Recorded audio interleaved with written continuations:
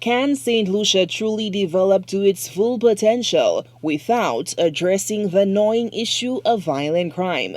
As a guest on Radio 100's What Makes Me Mad with host Stanley Lucien, Prime Minister Philip J. Pierre fielded questions surrounding the future of community tourism in an era of what can be described as a crime crisis on island.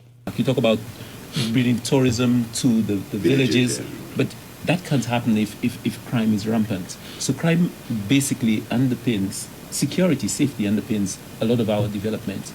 And what can you say to the people of St. Lucia in terms of the crime situation and your administration addressing this? I agree with the fact that people are frustrated about crime. I'm frustrated, so I agree.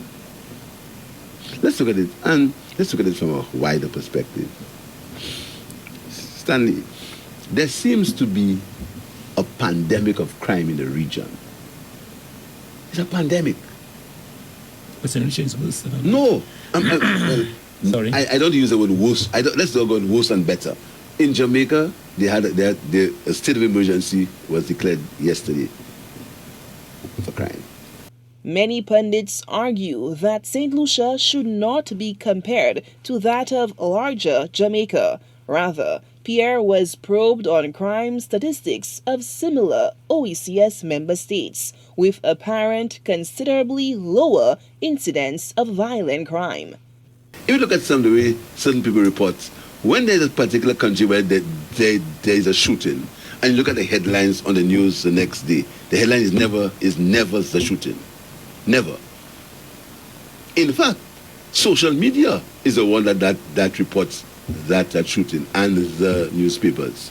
This is the way we report it. And I want to make a statement today. We must not create for ourselves an environment of undue fear. We must not. The crime situation is worrisome.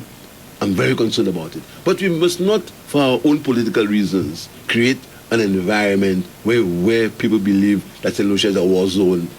However, it should be noted for many, the reality of a country akin to a war zone has been felt in St. Lucia, with high-powered weapons being used to carry out some of the violent incidents. But Pierre has called for an end to what he deems the over-sensationalizing of crime on island. He says considerable financial resources are being pumped into tactical and social interventions to address and prevent crime. The police are the ones who have to give the solution to crime in the country, while we help in the social programs, while we help in trying to alleviate the poverty, while we help in trying to get children to school. The police have to be the enforcers of crime. Pierre says what remains within his control as Minister for National Security is to provide resources, inspire, and motivate members of the RSLPF and alleviate shortcomings within the ranks of law enforcement. He is hopeful that these and other measures will impact the reality on the ground and bring a change to the high incidence of crime that has plagued St. Lucia for the past decades. Solange Alfred, HTS News Force.